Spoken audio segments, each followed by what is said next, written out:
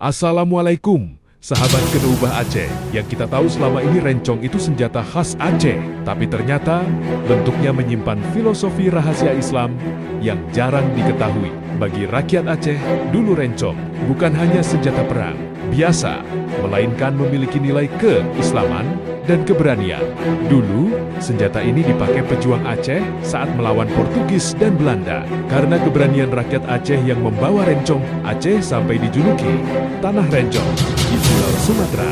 Yang paling mengejutkan, bentuk rencong ternyata dipercaya menyerupai tulisan Arab Bismillah.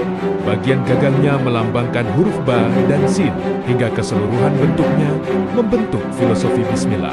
Makanya bagi masyarakat Aceh, rencong bukan sekadar senjata, tapi simbol keberanian, kehormatan, dan perjuangan. Tidak heran, semangat yang tidak putus-putus dan tidak bisa ditaklukkan oleh musim ini bermula dari semangat dan senjata yang digunakan. Oke guys, ke depan kita bahas masalah apa lagi? Komen di bawah. Jangan lupa follow agar kita terus beredukasi.